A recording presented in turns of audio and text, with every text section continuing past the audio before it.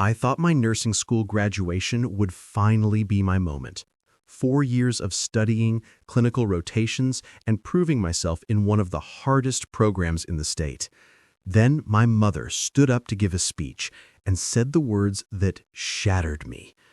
"I am only proud of my doctor's son.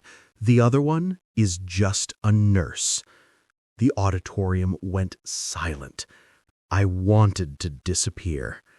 Then a family in the back row stood up, and what they said next changed not just my life, but everyone's understanding of what it really means to save someone. Before we dive in, tell me in the comments, who's the healthcare worker that made the biggest difference in your life? And if stories about finding your worth and proving the doubters wrong speak to you, follow this page so you don't miss the next one. I've spent my entire life being compared to my older brother Michael, not by teachers, not by friends, not even by strangers, by my own mother. Michael was the golden child, the one who'd fulfilled every immigrant parent's dream by becoming a doctor. I was the disappointment, the one who'd settled for nursing. "Why couldn't you be more like your brother?" was the soundtrack of my childhood. When Michael got into medical school, my mother threw a party and invited half the neighborhood. When I got accepted into nursing school, she sighed and said, "Well, at least it's something." The comparisons never stopped. At family dinners, she'd introduce Michael as my son, the doctor, and me as my other son. When people asked what I did, she'd quickly redirect the conversation to Michael's latest achievement, his residency, his fellowship, his position at the prestigious university hospital. "Nursing is women's work," she'd say when I tried to explain why I'd chosen this path. "You're a smart boy, Jerry. You could have been a doctor like Michael." What she never understood was that I didn't want to be a doctor. I'd shadowed Michael during his residency and watched him spend 5 minutes with each patient, focused on diagnoses and treatment plans. I wanted to be the person who held a scared patient's hand, who noticed when someone was in pain but too proud to ask for help, who made the difference between a patient feeling like a medical case or feeling like a human being. But try explaining that to a woman who measured success by the letters after your name. Michael, to his credit, never participated in the comparisons. He was proud of me, told me constantly that nurses were the backbone of healthcare, that he couldn't do his job without the incredible nurses he worked with. But his support couldn't drown out our mother's constant disappointment. The worst part was that she wasn't wrong in one thing. I was smart enough to be a doctor. I'd graduated valedictorian from high school, had perfect grades in my pre-nursing courses, and consistently scored at the top of my class. But intelligence without passion is just performance, and my passion was nursing. I loved the 12-hour shifts that left me exhausted but fulfilled. I loved being the person patients trusted with their fears, their pain, their hope. I loved the moment when a patient who'd been struggling finally turned the corner, and I'd been there for every step of their journey. But none of that mattered to my mother. In her eyes, I was the son who'd chosen the easier path, who'd given up on his potential, who'd settled for less than what he could have been. The irony was that Michael worked at the same hospital where I'd done most of my clinical rotations. The nurses there knew both of us, and more than once I'd heard them say things like, "You're Michael's brother? You're nothing alike. He's brilliant, but you have the heart for this work." I treasured those comments, stored them away for the days when my mother's disappointment felt too heavy to carry. As graduation approached, I'd hoped, foolishly maybe, that she'd finally see my achievement for what it was. Nursing school was brutal. The coursework was intense, the clinical hours were demanding, and the emotional toll of caring for sick and dying patients was something most people couldn't handle. I'd graduated summa cum laude. I'd already been offered a position in the ICU at the city's top hospital, the same hospital where Michael worked. I'd proven myself over and over again during my rotations, earning praise from doctors and veteran nurses alike. But when I told my mother about graduation, Her first question was, "Will Michael be able to come? I know he's very busy, saving lives." The implication was clear. Michael saved lives. I just helped. Graduation day dawned bright and clear, the kind of perfect spring morning that felt like a promise. I put on my cap and gown, pinned my nursing pin to my collar, a small silver symbol that represented 4 years of hard work and dedication, and tried to focus on the achievement rather than the anxiety gnawing at my stomach. My mother had insisted on giving a speech. As the mother of 2 healthcare professionals, she'd been asked to speak about the importance of medical careers. I'd tried to talk her out of it, knowing her tendency to turn any spotlight into a showcase for Michael's accomplishments. But she'd been determined. "It's an honor, Jerry. They want to hear from a mother who raised 2 sons in medicine." "I'm not in medicine. I'm in nursing." "Same thing," she waved dismissively, and I knew then that the speech would be a disaster. The auditorium was packed with graduating nurses and their families. My classmates sat in the front rows, their faces glowing with pride and relief. We'd made it. We'd survived one of the most challenging programs in healthcare education, and we were ready to begin our careers as registered nurses. Michael sat in the 3rd row, having taken time off from his residency to be there. He caught my eye and gave me a thumbs up, his smile genuine and proud. At least one member of my family understood what this day meant. The ceremony began with the traditional lamp lighting, a symbol of our commitment to the nursing profession. We recited the Nightingale Pledge, promising to practice our profession faithfully and to devote ourselves to the welfare of those committed to our care. The words gave me chills, as they always did. This was my calling, my purpose. Then came the speeches. The dean spoke about the noble profession we were entering, about the critical role nurses play in healthcare. A veteran nurse talked about the challenges and rewards of a nursing career, and then it was my mother's turn. She walked to the podium with the confidence of someone who'd never doubted her right to be heard. She was dressed in her best suit, her hair perfectly styled, looking every inch the proud mother of successful sons. "Thank you for this honor," she began, her voice carrying clearly through the auditorium. "As the mother of 2 sons in healthcare, I understand the dedication and sacrifice required to serve others." So far, so good. I allowed myself to relax slightly. "My older son, Michael, is a doctor at University Hospital," she continued, and I saw several of my classmates glance at me with interest. "He's in his surgical residency, saving lives every day. I am incredibly proud of what he's accomplished." The knot in my stomach tightened. She was supposed to be speaking about both of us, about the importance of all healthcare careers. "People often ask me about having 2 sons in medicine," she said, and I held my breath. "And I always tell them the truth. I am only proud of my doctor son." The auditorium went dead silent. I felt the blood drain from my face as every eye in the room turned to look at me. "The other one," she continued, her gaze finding me in the crowd, "is just a nurse." The words hit like a physical blow. Just a nurse. In front of my classmates, my professors, my future colleagues, in front of everyone who'd worked alongside me for 4 years, who'd seen my dedication and skill. I wanted to sink through the floor.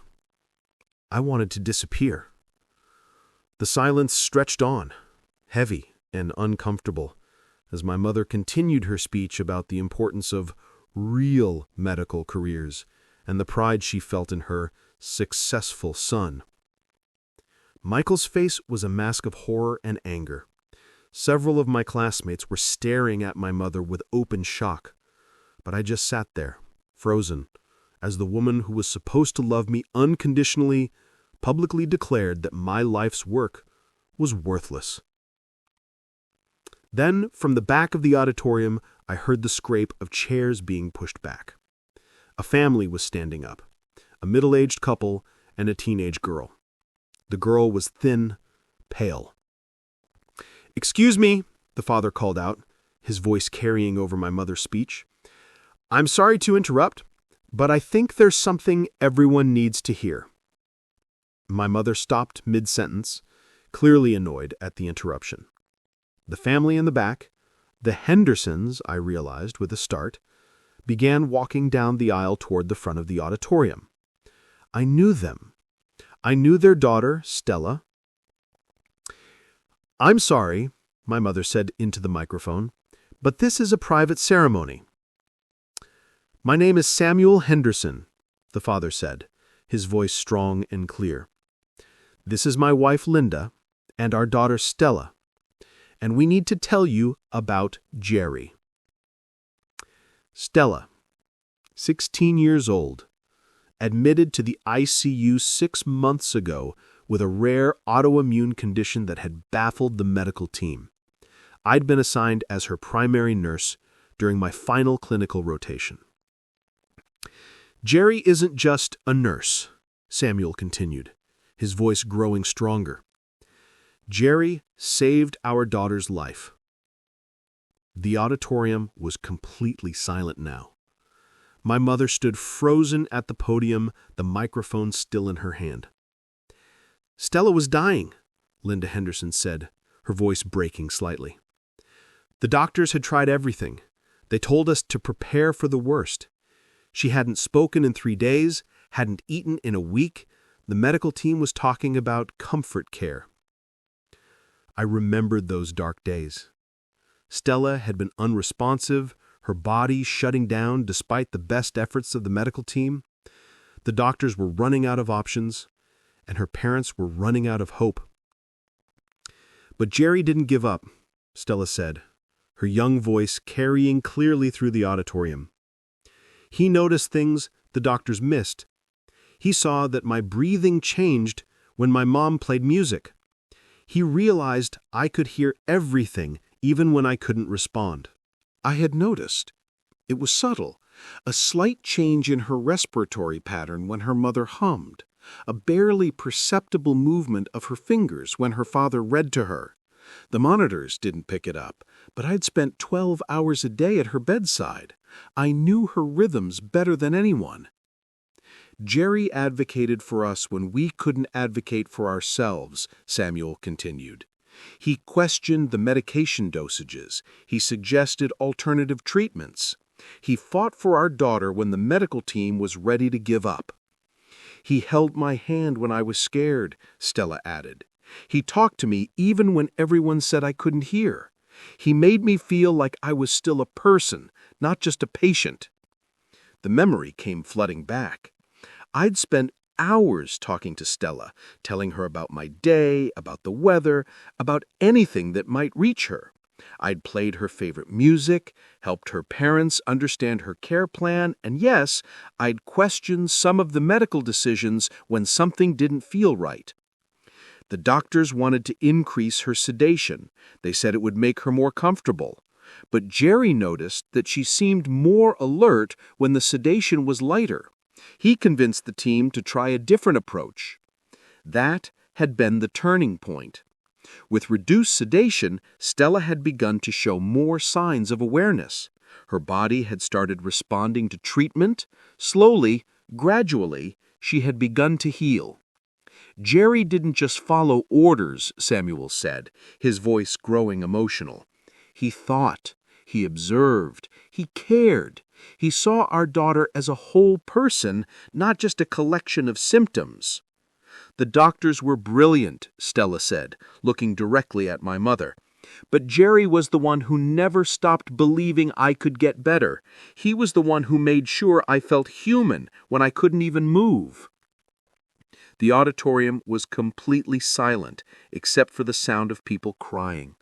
I could see my classmates nodding, recognizing the kind of nursing care we'd all been trained to provide, the kind that went beyond medical tasks to encompass the whole person. "So when you say Jerry is just a nurse," Samuel Henderson said, his voice strong and clear, "you're talking about the man who gave us our daughter back. You're talking about someone who combines medical knowledge with compassion, who sees what others miss, who fights for patients when they can't fight for themselves." "That's not just anything," Linda added. "That's everything."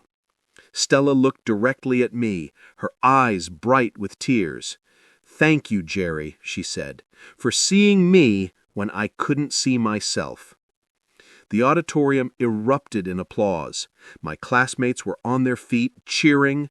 My professors were clapping with tears in their eyes. Even some of the family members in the audience were standing, moved by the Henderson family's testimony. But my mother just stood there, microphone in hand, looking like she'd been slapped. As the applause died down, something extraordinary happened. Another family stood up, then another. One by one, people throughout the auditorium began rising to their feet. "I'm Maria Santos," called out a woman in the middle section. "Jerry took care of my father during his final days. He made sure Dad wasn't alone, that he felt dignity even when he was dying. He helped our whole family understand what was happening and how to say goodbye." I remembered Mr. Santos, pancreatic cancer, admitted for palliative care. His family was terrified, overwhelmed by the medical terminology and the reality of losing their patriarch. I'd spent hours with them, explaining procedures, helping them understand their father's condition, and yes, I'd made sure Mr. Santos felt surrounded by love in his final days. "Jerry noticed my mother's confusion before anyone else did," said a man near the front. "The doctors thought it was just post-surgical disorientation, but Jerry recognized the signs of a stroke. His quick thinking saved her from permanent brain damage." Mrs. Kinner.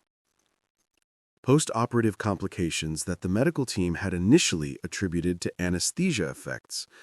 But I'd noticed the subtle changes in her speech patterns, the slight facial asymmetry that suggested something more serious. My insistence on additional testing had led to the discovery of a small stroke that was treatable because we caught it early. "My son was born premature," said a young woman holding a toddler. "Jerry was his NICU nurse. He taught me how to hold him with all those wires, how to read his cues, how to be his mother when I was too scared to touch him." Baby Parker, 28 weeks, barely 3 pounds, fighting for every breath. I'd worked with his mother for weeks, helping her bond with her son despite the intimidating NICU environment, teaching her of the subtle signs that indicated how he was feeling, empowering her to be his advocate. One by one, they shared their stories. Patients I'd cared for during clinical rotations, families I'd supported through the worst moments of their lives. Each story was different, but the theme was the same. I'd seen them as people, not just medical cases. I'd advocated for them, comforted them, fought for them when they couldn't fight for themselves.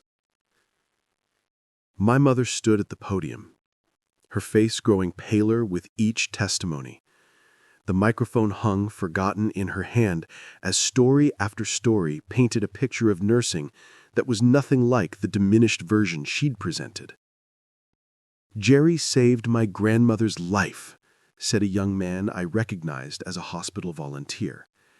"Not with surgery or medication, but by noticing she was depressed and getting her the mental health support she needed. The doctors were treating her body, but Jerry treated her soul." Mrs. Patterson, 92 years old, admitted for pneumonia, but struggling with depression after losing her husband. The medical team had focused on her physical symptoms, but I'd seen the deeper issue, the way she'd given up, stopped fighting.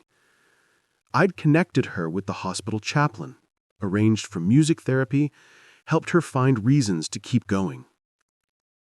He taught me how to manage my diabetes, not just the medical stuff, but how to live with it, how to not let it define me.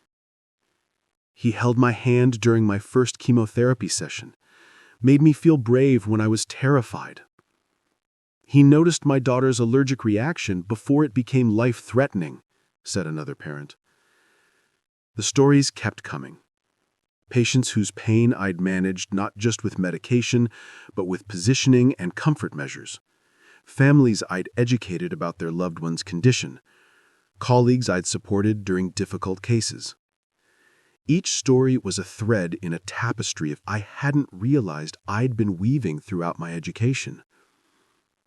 Michael was crying openly now, his face shining with pride.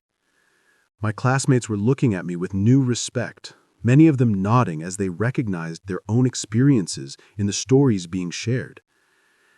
But it was the next voice that truly stunned everyone. "Excuse me?" came a clear, authoritative voice from the side of the auditorium. Dr. Patricia Williams, the chief of medicine at University Hospital, stood up. She was a legend in our city, a woman who had broken barriers in medicine and commanded respect from everyone in healthcare.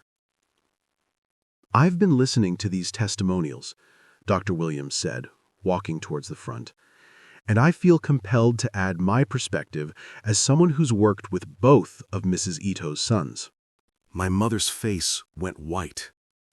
Dr. Williams was exactly the kind of person whose opinion she valued, prestigious, powerful, respected. "Michael is an excellent resident," Dr. Williams continued. "Technically skilled, knowledgeable, dedicated. He'll make a good surgeon someday." My mother's posture straightened slightly, as if this validation might somehow salvage her speech. "But Jerry," Dr. Williams said, turning to look directly at me, "Jerry is the kind of nurse that makes doctors better. In my 30 years of practice, I've learned that the best medical outcomes happen when doctors and nurses work as true partners. Jerry doesn't just follow orders. He thinks critically, advocates for patients, and catches things that even experienced physicians miss." She paused, letting her words sink in. "Last month, Jerry questioned one of my medication orders during his ICU rotation. A lesser nurse might have simply followed the order out of deference to my position, but Jerry respectfully presented his concerns backed by evidence and careful observation. He was right. His intervention prevented a serious medication error that could have harmed the patient." I remembered that case.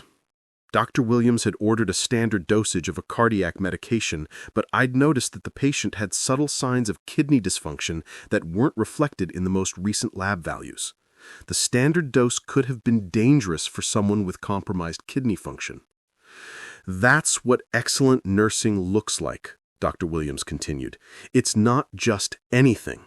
It's clinical expertise combined with critical thinking, advocacy, and compassion. It's the difference between good healthcare and exceptional healthcare." She turned to address my mother directly. "Ma'am, I don't know what your definition of success is, but in my world, Jerry represents the gold standard of nursing practice. Any hospital would be lucky to have him." The auditorium erupted in applause again, but this time it felt different. This wasn't just emotional support. This was professional validation from one of the most respected physicians in the city. My mother finally found her voice. I didn't realize," she stammered into the microphone. "That's the problem," said a voice from the faculty section. Professor Martinez, my clinical instructor, stood up. "Too many people don't realize what nursing really is. They think we're doctor's assistants or glorified caregivers.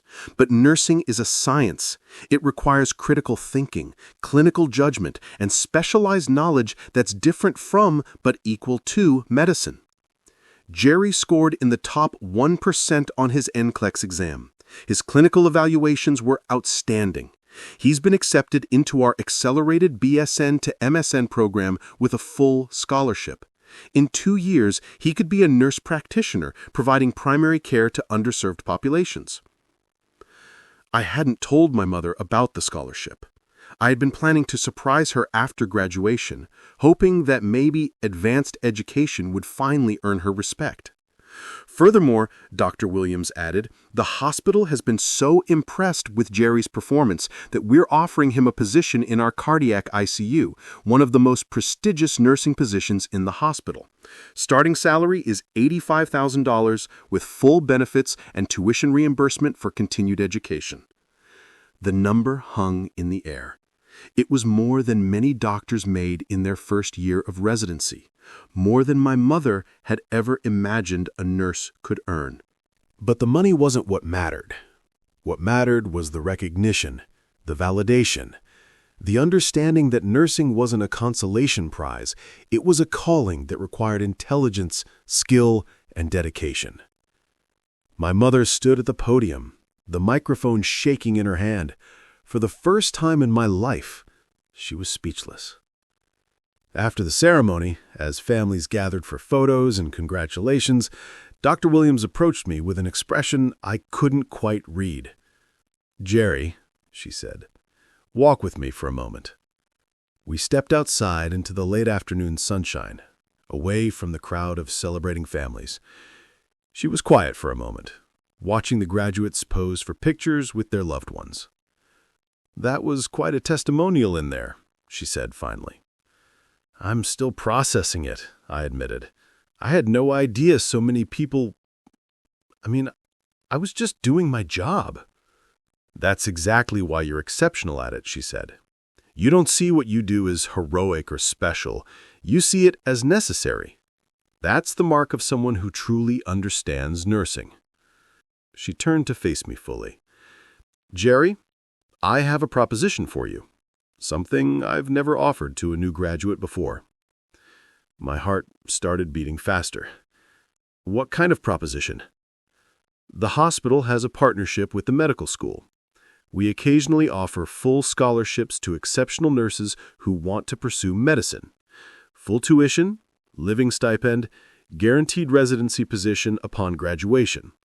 You'd be fast-tracked through the program. Your nursing background would allow you to complete medical school in 3 years instead of 4. I stared at her, trying to process what she was saying. "You're offering me a chance to become a doctor?" "I'm offering you a chance to become anything you want to be. Your mother was wrong about many things today, but she wasn't wrong about your intelligence. You have the mind for medicine, Jerry. You could be a physician if that's what you want." It was everything my mother had ever dreamed of, everything she'd pushed me toward my entire life, the validation she'd been seeking, the prestige she'd craved, the proof that her son was good enough for medicine. "I need to think about it," I said. "Of course. Take your time. The offer will stand." She paused. "But Jerry, whatever you decide, make sure it's what you want, not what someone else wants for you." As she walked away, I stood in the parking lot watching my classmates celebrate with their families. Michael appeared at my side. "Hell of a day," he said. "That's one way to put it. You know she loves you, right?" "Mom. She doesn't understand. She grew up in a world where being a doctor was the only way to prove you'd made it in America. She doesn't see that the world has changed."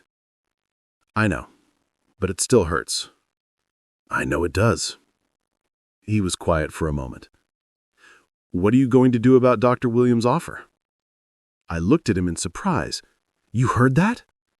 "I was close enough. And Jerry, whatever you decide, I'll support you. But can I tell you something?" I nodded. "I've been a resident for 2 years now. I've worked with dozens of nurses. Most of them are good. Some are great. But you're something special. You see things I miss. You connect with patients in ways I never could. You make me a better doctor just by working alongside you. But if you become a doctor because you think it will finally make Mom proud, you'll be miserable. And the world will lose an incredible nurse." That evening, I sat in my apartment with the acceptance letter to the ICU position in one hand and Dr. Williams' business card in the other. My phone had been buzzing all day with congratulations from classmates, former patients, and colleagues. My mother had called twice, but I hadn't answered. Finally, around 9 p.m., she knocked on my door. She stood in my hallway, looking smaller than I'd ever seen her, her confident posture replaced by something that looked almost like shame. "Can I come in?" she asked. I stepped aside and let her enter. She looked around my small apartment, the nursing textbooks still scattered on my coffee table, the stethoscope hanging on a hook by the door, the thank you cards from patients taped to my refrigerator. "I owe you an apology," she said, without preamble. "Mom?" "No, let me say this." She sat down heavily on my couch. "I was wrong today. Not just wrong, cruel. I humiliated you in front of your peers, your professors, people who respect and admire you." I sat down across from her, waiting. "I thought I was pushing you to be better," she continued. "I thought if I didn't accept nursing as enough, you'd eventually want more. I thought I was protecting you from settling." "Settling for what?" "For less than what you could be." She looked up at me, her eyes red. "But I heard those people today. I saw their faces when they talked about you. I realized that I've been measuring your worth by the wrong standard." "What standard should you have been using?" She was quiet for a long moment. "The lives you've touched," she said finally. "The difference you've made. The way people light up when they talk about you." She wiped her eyes. "I heard Dr. Williams' offer. Are you going to take it?" "I don't know," I said honestly. "What does your heart tell you?" It was the first time she'd ever asked me that question. I took 3 days to decide. 3 days of walking by the river, of sitting in coffee shops watching people, of imagining myself in scrubs versus a white coat, in an ICU versus an operating room, as Jerry the nurse versus Dr. Jerry. On the 3rd day, I called Dr. Williams. "I've made my decision," I told her. "And?" "I'm honored by the offer, truly, but I'm going to stay in nursing." There was a pause. "May I ask why?" "Because when I imagine my future, I see myself at a patient's bedside. I see myself being the person who notices the small changes, who advocates for the scared, who holds hands in the dark. I see myself teaching new nurses, maybe becoming a nurse practitioner someday, but always staying connected to direct patient care." "That's a beautiful vision," she said.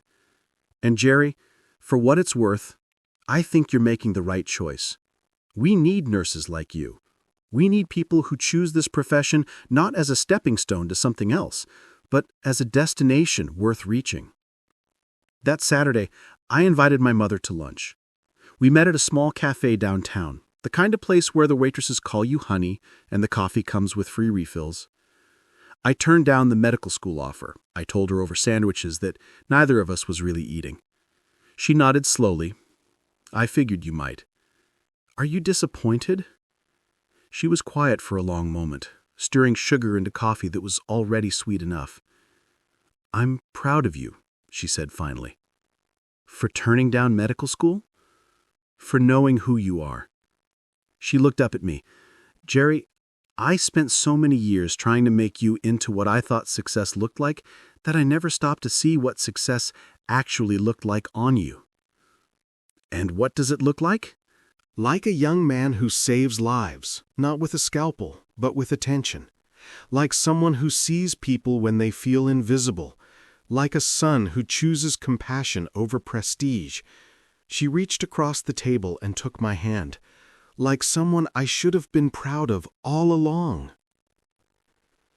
6 months later, I was working in the cardiac ICU, exactly where I dreamed of being.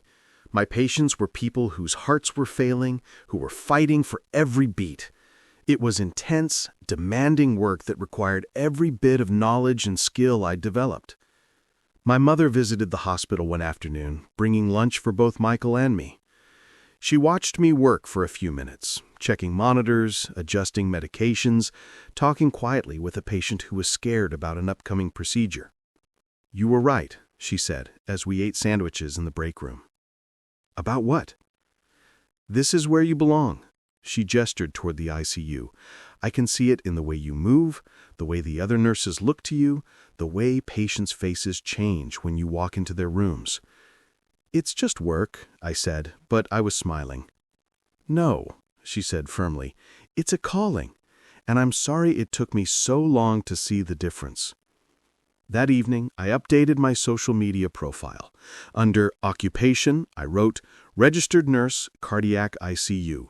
Proud to be exactly where I belong."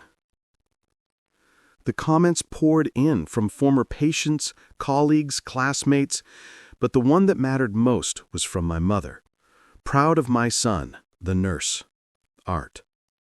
3 words I'd waited my whole life to hear. A year later, I was accepted into a nurse practitioner program with a specialty in cardiology. Not because I wanted to be more than a nurse, but because I wanted to be the best nurse I could be. My mother framed my acceptance letter and hung it next to Michael's medical school diploma. "Both my sons," she tells people now, "are saving lives." And for the first time in my life, that feels like the whole truth. A powerful story about finding your worth and the courage to choose your own path. What's a time when someone finally saw your true value? Share your story in the comments below. If this story of family, recognition, and staying true to your calling moved you, please hit like and subscribe for more emotional stories about finding where you belong. Don't forget to click the notification bell so you never miss an upload. Thanks for watching, and we'll see you in the next one.